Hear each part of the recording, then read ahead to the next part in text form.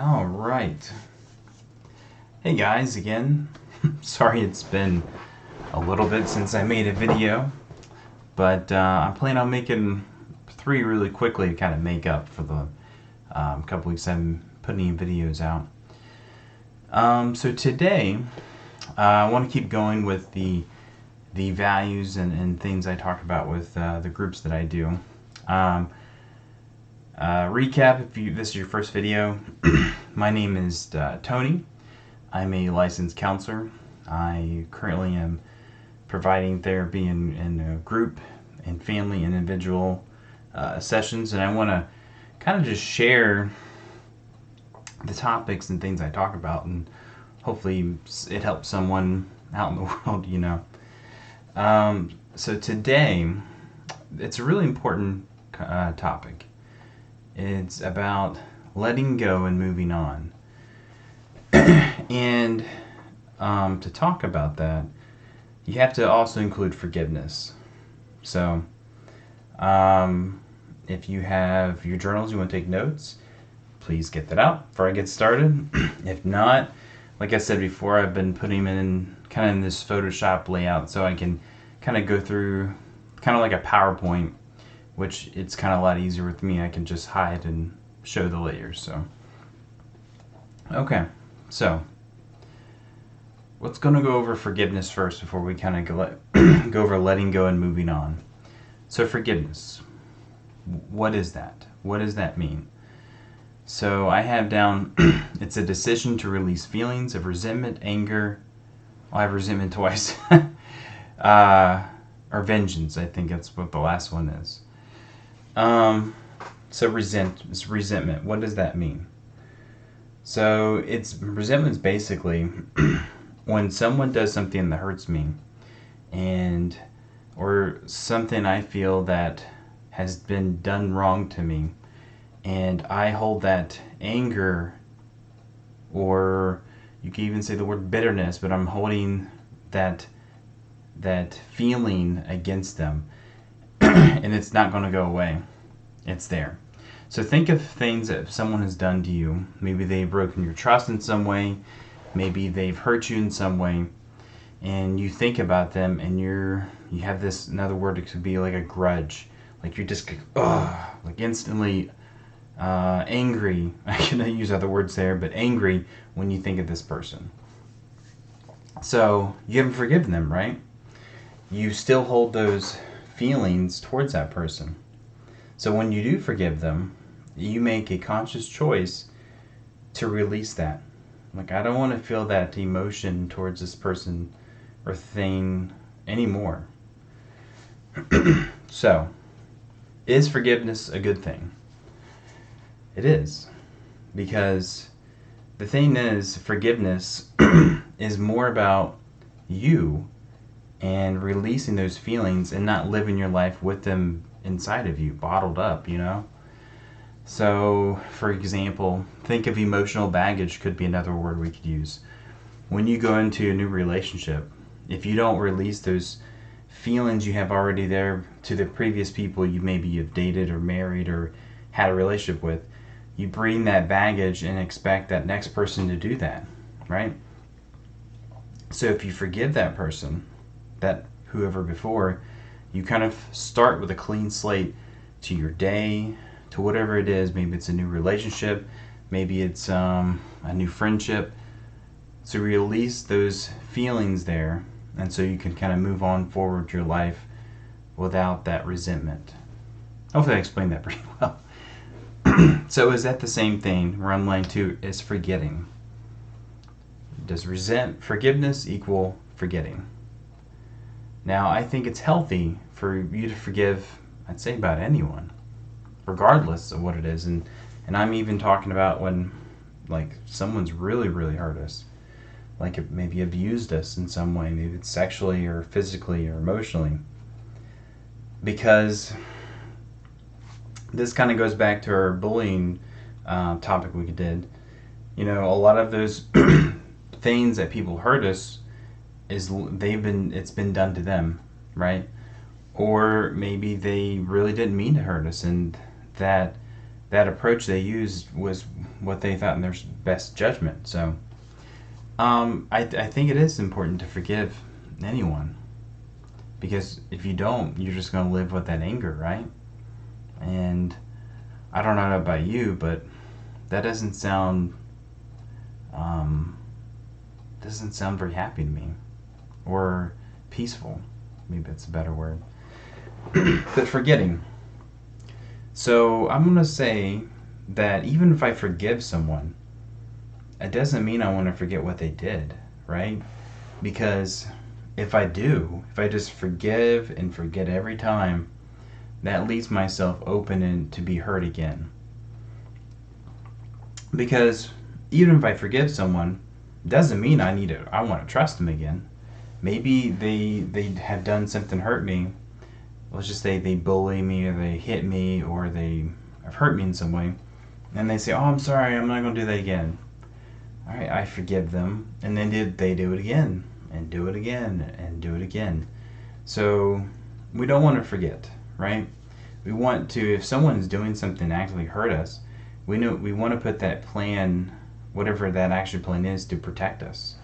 Whether it is bullying, whether it's someone at work or harassing us, or whatever it is, we're going to put the boundaries, or whatever the plan is to best cope with the situation, down, right? And that doesn't even have to include we have to have that person in our life, because if we should treat ourselves, I always say treat yourself like you matter, and that also includes not letting people hurt you. Does forgiving mean that you agree with their choices and that you're wrong? No. If I forgive someone, I can just forgive them because maybe I feel like they had a good intention. I don't agree with what they did.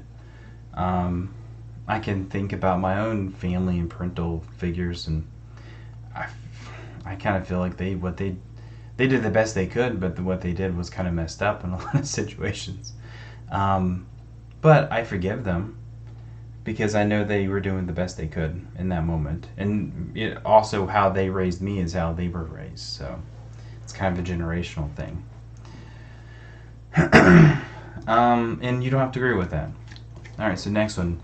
Be aware of the pain and suffering, but believe it does not define you. I told you we're getting kind of deep in this one, huh? So what do you think that means? Be aware of the pain and suffering, but believe it doesn't have to define you.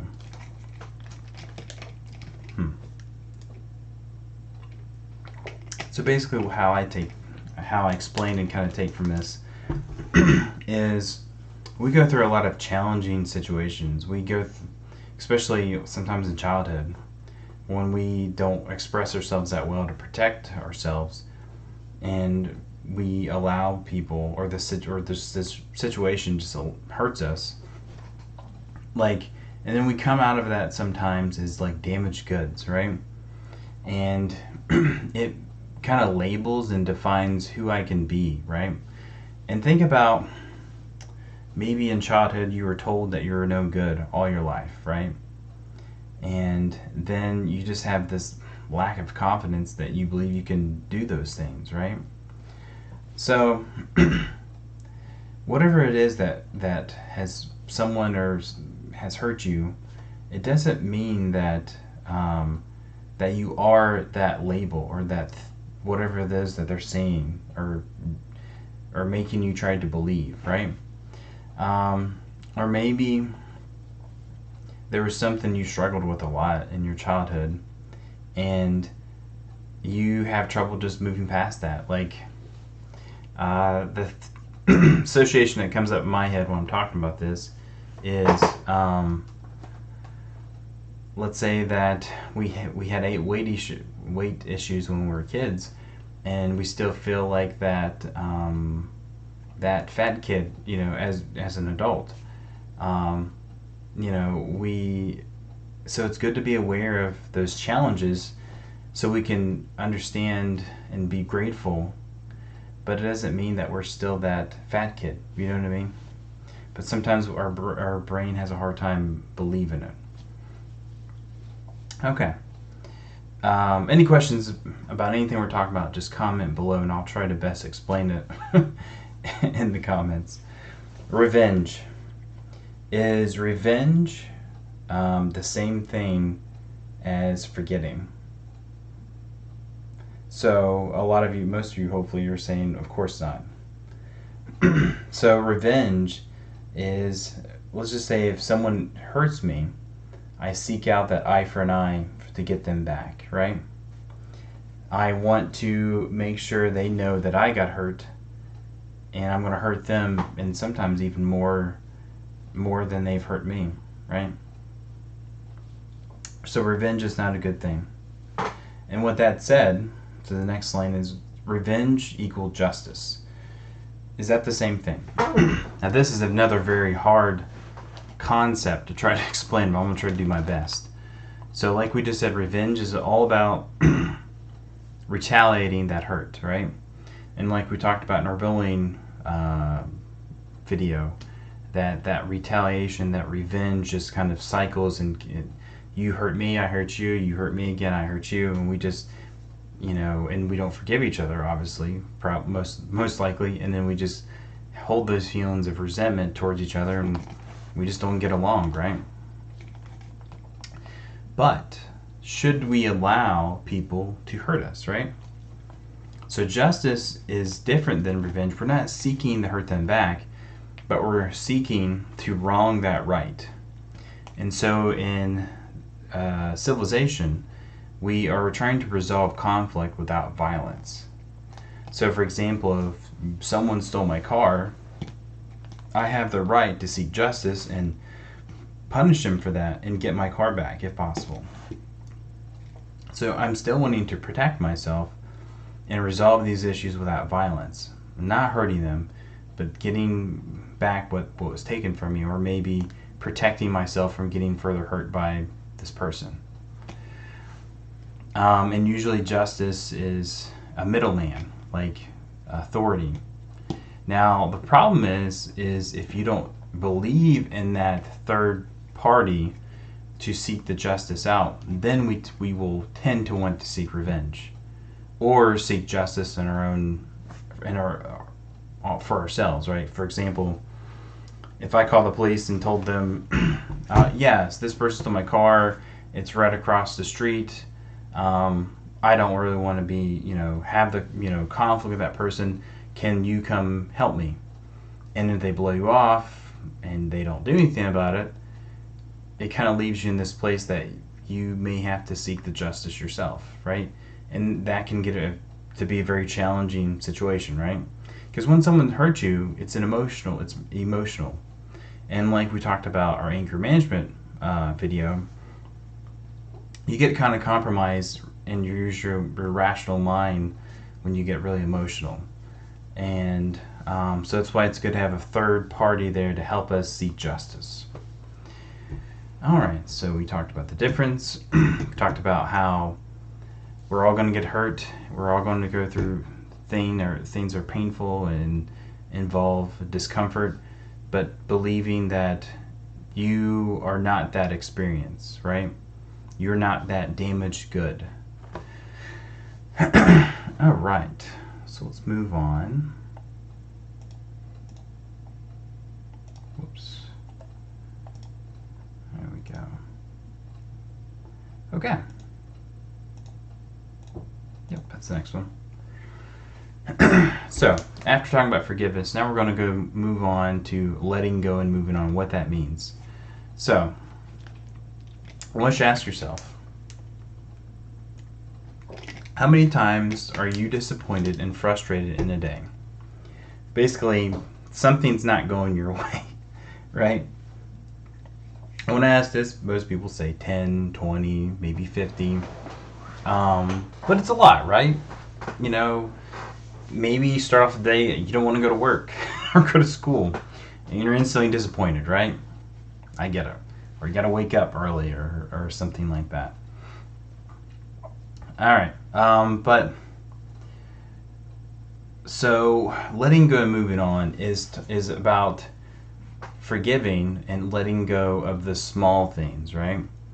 that so they don't build up and kind of ruin our day. I'm not saying you're not going to have to deal with big challenges and things like that, but you're going to basically, if you want to imagine all these disappointments and frustrations in a cup, and it builds and it flows up and then it overflows, and then once you overflow, then you're kind of in crisis, right? So to keep that from happening, you have to, when you get disappointed and frustrated, just kind of like let it go, right? And tell yourself these things that we're going to kind of talk about. So habits to let go and move on. Obviously, to better let go and move on, you got to stay calm, right? Know your number. 2, mindfulness. So I don't think I did a video on mindfulness yet, but just understand mindfulness is all about what we talked about, be here. So mindfulness kind of goes along with that, but you're being aware is the main kind of word there of your current thoughts, emotions, and how your choices or actions are going to affect, or your environment around you, and maybe even the outcome in the future. So to let go and move on, you have to be aware of your thinking mainly, and staying calm. You gotta know where your number is emotionally, right? Number 3, remind yourself of, here's the thinking part. Remind yourself of how small the situation is. So there's a lot of things I kind of do. I say things to myself all the time that help me remind myself how small something is. A lot of times I'll say, will it matter if I win this game in 5 hours, right? Will it matter if I win this game in 5 days, right? Will it matter if I don't get to have pizza in 5 days? Will it really matter if I don't, we'll do a little bit of a bigger one. Will it matter in 5 years that I had to retake a class in college? No. So most things that, now it's not to say that you shouldn't put things off and not do what you need to do your best and try to succeed, right? But you putting yourself down, and if you don't remind yourself how small things are, like we said before, they build, and you get really frustrated and you just tend to give up, right? So number 4. Oh, I'll go back for a second. Another question something I tell myself all the time is, if this doesn't happen, is it the end of the world? I tell myself all the time, or I'll even tell my clients, I'm like, I hear you, that's really discomfortable, or that's really disappointing, but is it the end of the world that this doesn't get to happen? All right, number 4, focus on solutions. So there's a habit I've talked a lot about, and it's not fair habit, right? So things happen in our life that are just not ideal at all, and people are kind of born into different environments, and everyone's kind of born with their own deck of cards, basically, like your resources and things that your potential, whether it's school or athletics or whatever. So those things are just kind of there, right? That's the situation. These are your parents. This is the town you're going to live in until your parents decide to move, or you graduate, right? There's things that we can't really control. But what we can control is how we respond to those things. I can't control how I'm going to be in this class with these kids, but I can control how I want to respond. Like maybe one, like we talked about before, like being a bully. I can choose how I want to respond to that bullying. So think of it like, how can I make this situation more tolerable, right? And if you think in that mindset of always thinking, well, this is this situation. How can I make it better? What can I do? If I really don't like this job, maybe I work it for another week or two, and as I'm doing that, I'm gonna find something more enjoyable. But I'm not just gonna quit right now and put myself in a bad situation. All right, number 5, find the purpose in the suffering. So this is another biggie here. Like we talked about in the last page, we go through a lot of discomforting, challenging, and kind of suffering situations, right? You have to kind of cope with it the best you can. And so it's helpful to have this narrative and mindset that what good comes out of this, right? Like, yes, I have to go through this really crappy situation, but is there something that's going to help me or benefit me? Like, usually something, let's just say if I had to be successful and be wealthy all on my own, I had no one to help me out. When I can be bitter about that, resentful. Life is not fair, that kind of thing, like we were talking about. Or I can look back and think, yeah, that person started off with a huge head start. I didn't. Doesn't mean we can't be both successful. And for me to be that same success as that person, I had to work harder. And in that working harder, I grew a lot more skill sets, right, than this other person. But I don't want them to fail to make myself feel better about my situation. I want us to both be successful. But understand that if I have to work harder for something, doesn't mean that's a bad thing, right? Let's say if I go through 5 breakups with someone and it didn't work, but then I learned how to communicate and skill sets that helped me with that 6th relationship, that maybe that was the one that really mattered, right? So we just don't know what's going to happen in the future, and the experiences that we had when we were earlier in our life could be there for a reason, right? Maybe there's something that we learned, or we were in a situation that we wouldn't have been in if we didn't have to go through the challenge, and just kind of be open to all those things, right? What can be learned from this not ideal situation? All right, number 6, understand you have control, what you have control over, me and nothing else. So this kind of goes back, we were just talking about solution focused, right? If you try to control things that you can't control, you can believe yourself you can, but it'd be kind of an illusion, but you'd be kind of spinning your head around trying to be happy. These things have to happen. Like, let's just say, for example, if I was a dad and I had 3 kids, if I said I wouldn't be happy if unless all kids are in football, or all my kids have straight A's or something, right? You can't control all of that. You can incentivize, you can influence those things, you can incentivize, you can help them, you can tutor them, or get them tutoring, but you can't control them. And that helps you kind of let go and move on, is because you kind of surrender that control, right?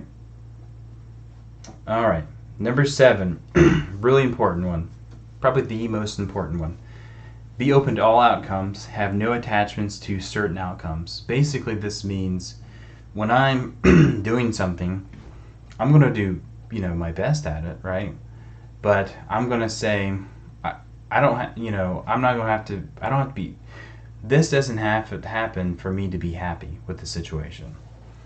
And like we were just saying, find the purpose in the suffering. If I lose at something, my mind is thinking, what did I gain from it, right? Or what could I, this didn't happen.